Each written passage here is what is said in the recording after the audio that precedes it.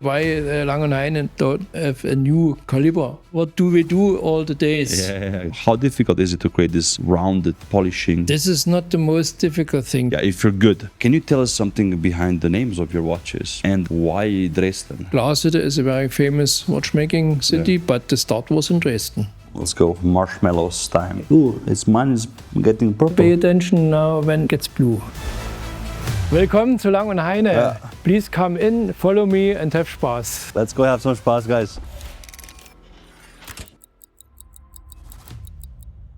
Hello, welcome here to the road to Escapement. We are in Dresden, in Saxony. That's why we're also wearing these beautiful outfits. I'm here with Jens Schneider. Jens, thank you for having me. Marco. How do you feel in your outfit today, huh? Oh, I feel very nice. good. It's like from a blacksmith, I think. You look good. Look very comfortable. Mine is a bit more, fancy. Maybe like a Saxonian prince or something. I don't know. But thank you for providing the outfits as well. I feel I feel at home. Huh? It's nice. They're very comfortable also, and we're wearing them because the watches, the names, the company Lang Heyne is here in Dresden, Saxony. So I think it's appropriate too. Yes, it's the start. The first start is the mining in this area. Yeah. They have found many metals, and there are mechanicians here, and so also clockmaking and watchmaking came in this area. Perfect. And today we will dive into the story of you and the beautiful watch brand of Lang Heyne. I have a longer history with Lang Heyne because the first time I was in Dresden was 2017. I'm happy to be back. I'm actually wearing the Georg watch, which is my personal favorite. So tell us, Jens, how are you so far? How is everything? I think everything is fine. We produce in our factory 150 watches with 36 persons. I have young colleagues, very good watchmakers. They are very interesting in handcrafting, watchmaking, and we have to refresh some things on the movements because for us in the last years was very important to organize a technology that we can produce in a very stable quality our movements, and we have a system for our stocks that we can organize our work better. Yeah. That was the work of the last years. Let me ask you something. If you were stuck in an elevator with a person and they would ask you about Lang Heyne and you have like 1 minute to explain to them, what would you say? Lang Heyne is a manufacturer. They make very handcrafted, produced watches. We understand a watch as a time measuring instrument, but a very nice instrument that you see the technique of the movement, and you should be happy to see such a fine designed and working movement. You can understand how it moves, how it works. Now I'm on the second floor, elevator closed. Good job. And when I speak to collectors about German watchmaking, because I often discover, let's say, young independent watchmakers and bring them to light on my channels, it's always Glashütte. Why Dresden? Dresden was the start of the development of watchmaking in Saxony because August the Strong was a collector, was very interested in astronomical things, and you need also a precision time that you find the star on the correct position. And so he started to collect instruments and clocks and watches, and also animated clockmakers come to Dresden. And also Adolf Lange, who built the watch industry in Glashütte, he starts his education in Dresden. When you buy one of the first pocket watches in Glashütte, there's Lange Dresden on the dial. You can read. Glashütte was a very poor city. And the kings gave money to somebody who wants to move there to Glashütte and build the industry there, that the people had work, that they can earn money to live. Nice. The start was in Dresden, and then Adolf Lange went to Glashütte, and now Glashütte is a very famous watchmaking city, but the start was in Dresden. I didn't know this story. And what do most people misunderstand about your watches? The most misunderstanding is, I think, that we rebuild traditional watches. That's not what we want. We want to make timeless pieces. For us, it's important. It's a time measuring instrument, a nice measuring instrument, a nice technical thing. It's design and the function is on the same level. Everything is important for the other. And the durability and the timeless design is for us important. So, for example, the ceramic dials, the enamel dials. If you have an old pocket watch with an enamel dial that's not cracked, you only clean it and it's like a new one. Yeah. For us, also important that everything we do, you can repeat with normal tools you see it here on the table. Yeah. And what's your main role today inside the brand? I'm a watchmaker for a long time, for many years, and I have many experiences. And we have a very young team, and they ask me many things and talk with me about this. And my other role is to continue the development Marco starts, to make also new movements, some designs of the movements also. We have no separate designer. We design our movements ourselves because we understand very good the connection between design and function. And so my role is to develop also new movements now. And you started your journey at the GOB? In Glasgow, the GOB, it was in this time only education in assembling movements, but it was a very good education. After then, I worked in the prototype department, and we have to produce every part for the prototypes. We have no CNC machines and so on.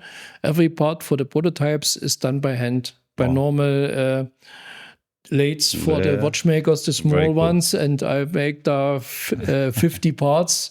And so I learned it to produce also parts with my hands. After 1989, GOB went down. Many people lost their jobs. And Mr. Blümlein started to found Lange & Söhne. Yeah, nice. And I was one of the first 10 watchmakers. We started in Glasgow with Lange & Söhne. It was a very good time, good... What was your favorite watch working at Lang & Söhne? Yeah, it was the Zeitwerk because it was with Mr. Mais, and I worked with him together. He had the idea to make a digital dial in a historical way. I told him the numbers are too small for a wristwatch, and so we developed a complete new movement with a remontoire. The remontoire makes steps in every minute, and we use these steps from the remontoire to drive the discs inside. For the switch. For the switch of the discs. This was the idea because so has the movement a constant force. It's more for the precision, and you have more force for move the discs. Yeah. And we have a bigger disc for the hours that you have big numbers. This was the idea behind this system. I didn't know this. And then you went to Moritz Grossmann and then Lang & Heyne. What drew you into Lang & Heyne, let's say? Because you're here since 2019? Yes, Marco was a typical artist. He developed a lot of complicated watches in a short time, but it's easier to make 5 pieces in this way, but you cannot produce 100 in a year. And when you have different colleagues, you need the organization, you have different design in another way that you can assemble it in a better way and a higher quality. We get the parts from the CNC workers and every part is checked. It was not in the past. We had not a stock system in the past. We developed the stock system that we can organize our production, and we have more checkings before the watches leave the factory.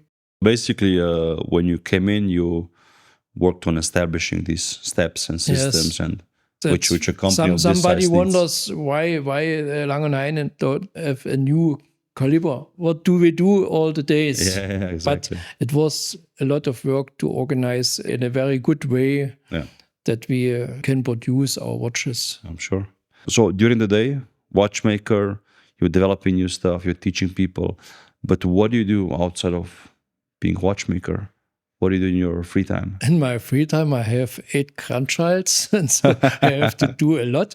But I like also, you see the tools. I like more clocks in my spare time, historical clocks. Yeah. And when I worked for myself, I made an electrical, mechanical clock. But not only clocks and watches, I have also an old motorbike.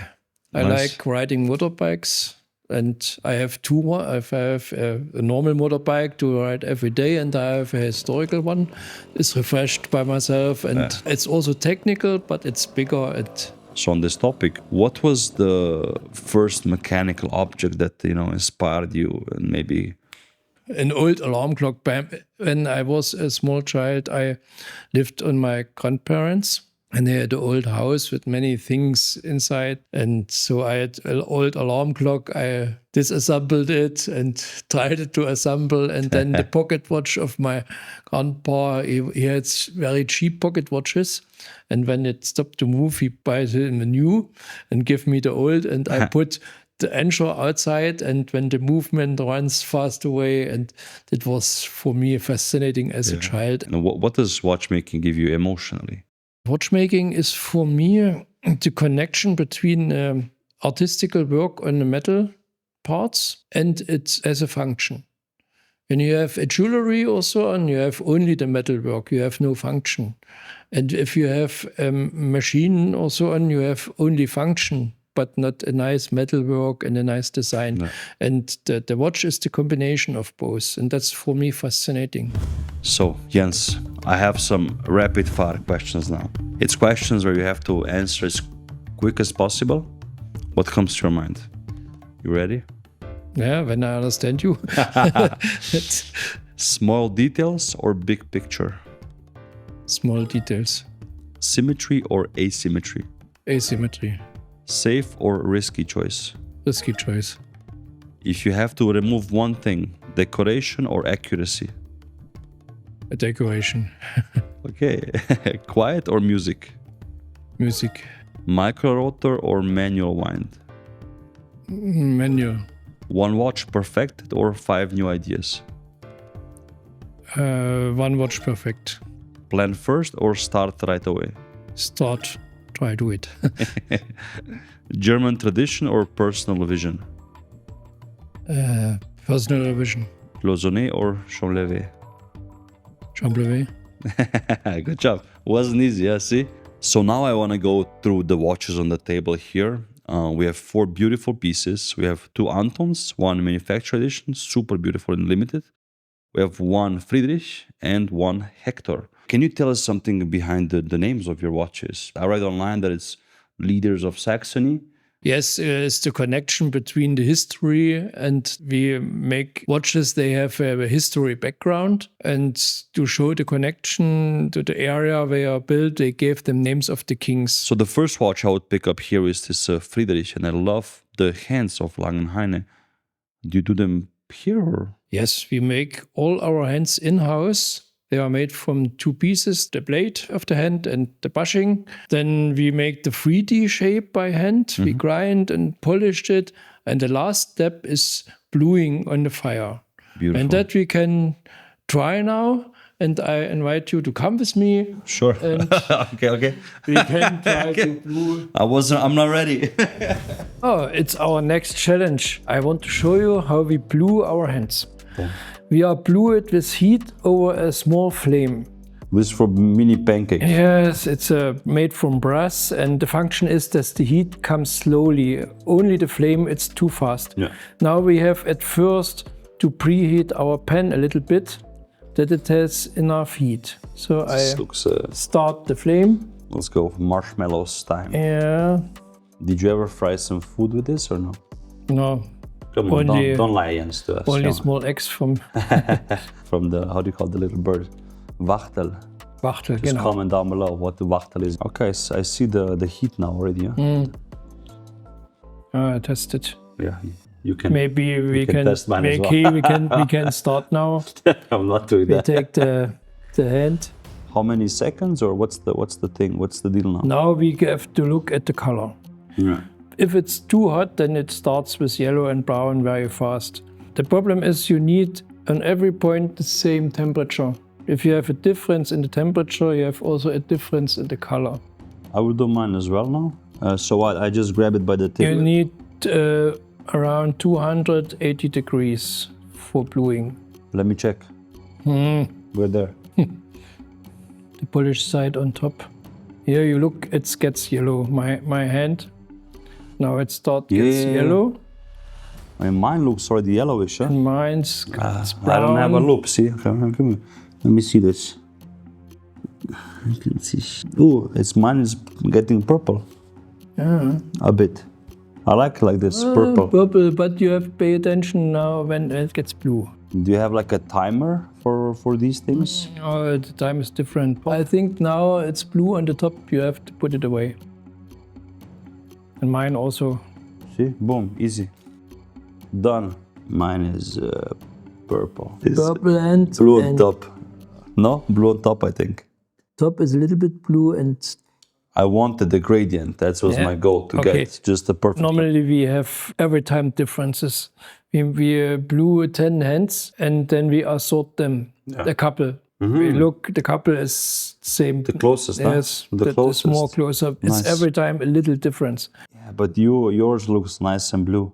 Mine is just purple. Yes, I don't know if I'm capable to do this. How many hands I blued in my life? This was fun, huh? Super difficult. It is difficult because the hands must be very clean. You need time. Oh man. So what do you think? Can I qualify or not yet? Yes, you can try it and I think you'll learn it. Of course. I think you're being very nice to me. So the Friedrich, a beautiful piece. We saw how difficult the blowing the hands is now. You told me you make everything here as well. Why the lugs? How did this happen? The free lugs are a historical background. When Marco started with this one, with the Johann, is very heavy and a big one. And the supplier who makes the cases for us was afraid that 2 lugs are not enough for this weight for this watch. And he has the idea to add a 3rd lug. But that you can see it's a Lang Heyne watch, and one of the sign are the 3 lugs. Yeah. And so we continued it also on the smaller ones. The other sign is the onion crown.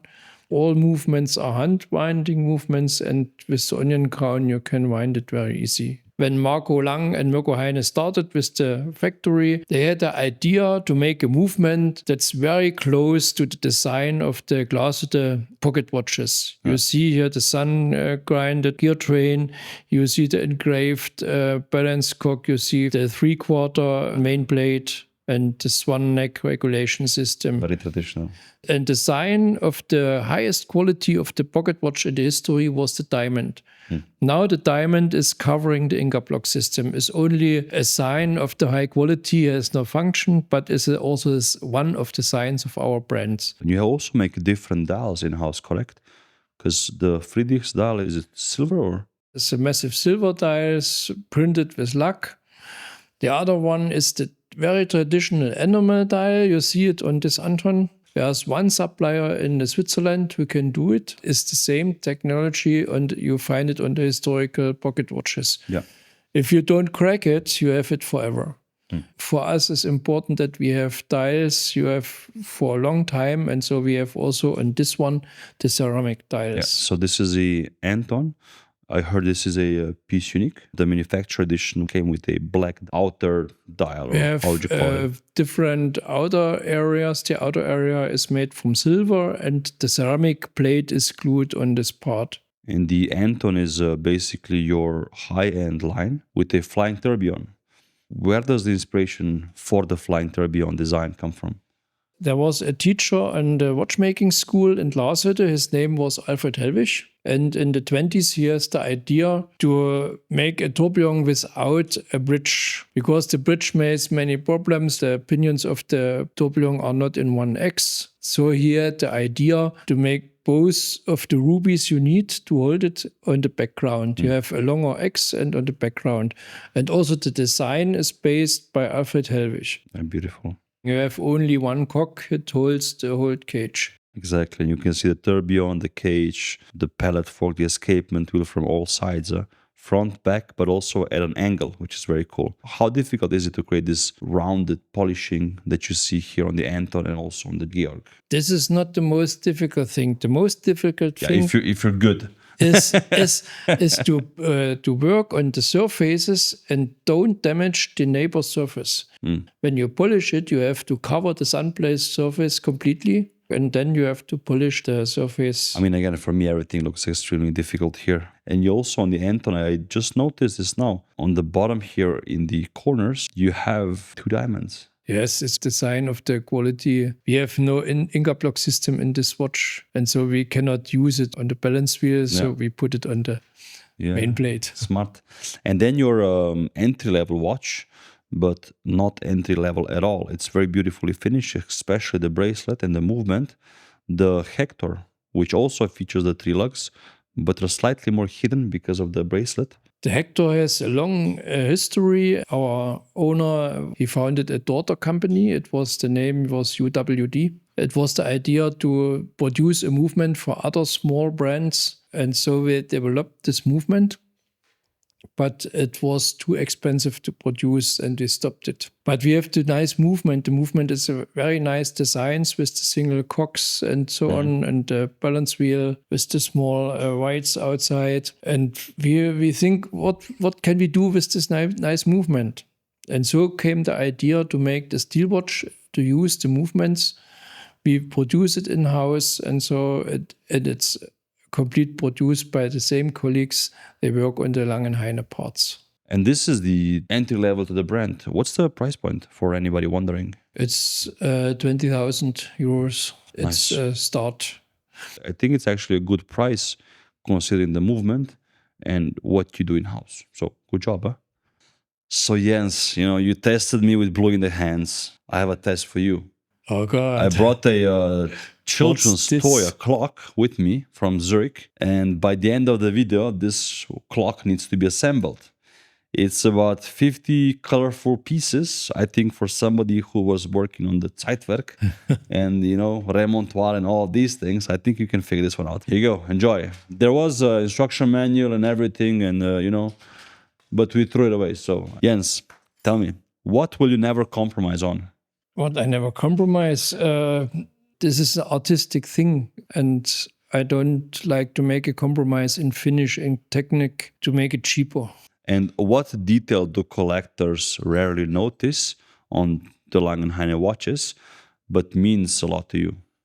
The details they cannot see. And the first is the escapement. It's a Swiss leather escapement, but we refreshed all the dimensions of it, and it's a complete in-house escapement. That's it? That's it. I have to assemble the clock. And what makes a movement clean in your eyes? You can assemble, huh? It's not really moving forward.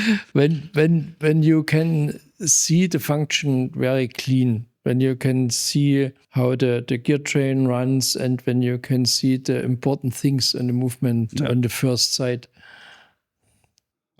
He became very short now, the answers. So is independence harder than people think? I think it's very hard. The most challenge for independent is, I think, if you need parts from a supplier, he does not tell you, I'll make 10 rubies for you. You have to buy 10,000. And that's a challenge for every small brand, I think. Yeah. You can continue. TikTok, huh? What would you refuse to do even if the market demanded it? The watch must be a watch, not a toy. I'm not a toy maker. I'm not only a designer. I don't like this. You see, it must be a time measuring instrument in the center of its function. Yeah. That is for me very important. Not a toy, not a design thing. Not. In theory, this toy should show the time at the end of this video. This toy, I think, must have a function, but I'm looking for one part and I cannot find it. Maybe you can produce it. And then tell me, when did you doubt yourself the most in your career? Was some points, I think, when you make a complication, for example, on the Zeitwerk, I added a wheel and the numbers run backwards. But was my luck. We have disc and we can change the printing of the disc. Yeah. If you have hands, you cannot do something. Oh, damn. Work. Yeah. Let's go. Progress. Let's go. Finally, yes. And what pressure do people not see when you're the main guy, the head watchmaker, the one that people go to for advice and help? The pressure is the daily fight for watchmaking things that other people cannot understand. To fight for any finished chamfer. Why do you finish this chamfer? Nobody can see it. I have to fight some days. And that's the most challenge for me now. But you fight for the collectors as well. Yes. Because we appreciate all these chamfers. We appreciate the stuff you don't see because you kind of feel it's there, you know. And that's for us very good that we have in the last years, the collectors are more interested in such things. 10 years ago, it was not so easy. The collectors were more interested in what's the sign of the case, the color of the dials, and so on. And in the last year, the knowledge of the collectors was more higher, maybe for the social media, that they can understand more details or so on. Yeah. So, Jens, how is the clock progress? This is the mainspring barrel, huh? Yes, this is Then the you found mainspring the winding spiral. key. There's the ratchet, click it under, and this is the key for winding. And you see the gear train is running. But don't forget, there's a dial there as well. Huh? Yeah, So the dial is the problem for me. Hand suppliers, maybe huh? I make a clock without the dial. Yeah, or Escapement one. Maybe it's a deal for you. No. No. No, but let's continue. Tell me, what is your favorite watch under 5,000 euros? I think it's a watch from Dornblüt. I know Yeah, Dornblüt very well, and it's also handmade watches. Oh, that's a good twist. I didn't expect this. Which brand would you like to collaborate with? So if you imagine Lang Heyne makes a watch together with... Berthaud is a very good brand. Yeah. We have the same repertoire like we in our watches, and the quality of the finishing and the ideas behind the brand I like. Yeah, Manufaktur are great. Yeah, that'll be a sick collaboration, huh? Combining these two brands together for a piece. Tell me, which tool do you want? This? No, the hammer. Give me the hammer, please. The hammer? This one? It's too small. It's too small, but listen. I cannot.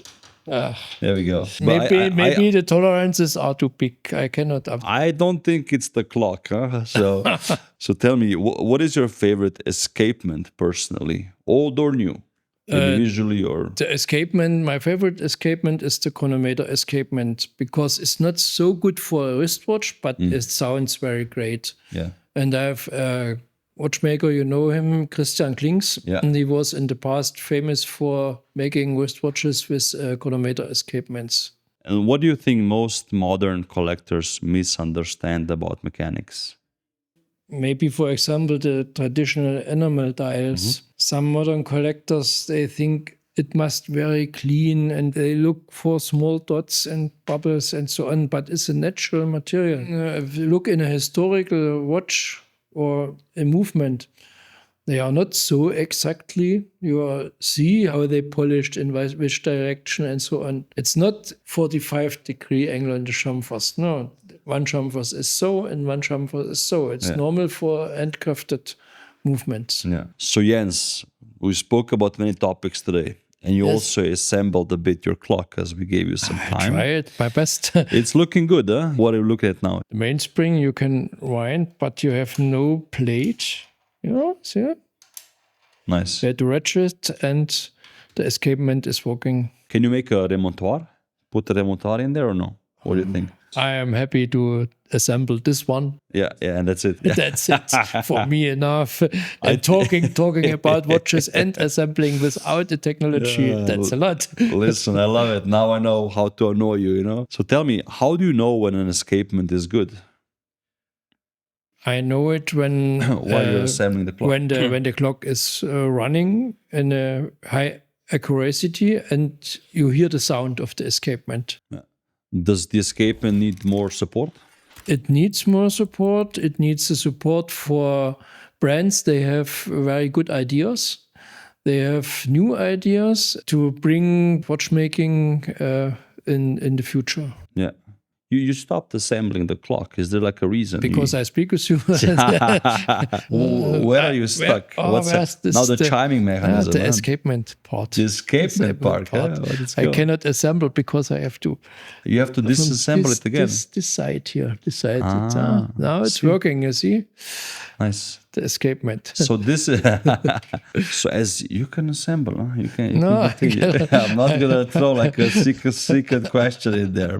So as Jens is now assembling his clock and looking at me because he's waiting for a question which he won't get, visit us this year in Abu Dhabi. We'll have a great show called The Escapement with beautiful brands, also Lang Heyne, of course.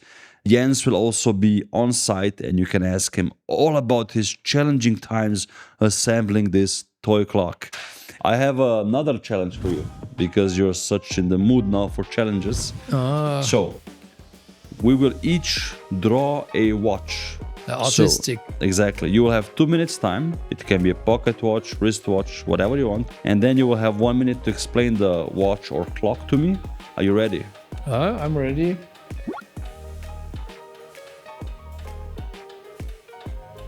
It's quite annoying, eh? The clocking sounds. Just by the way. It's very annoying. You're good at this, Jens, huh? Better than the assembly. What do you think, Jens? I'm distract you a bit.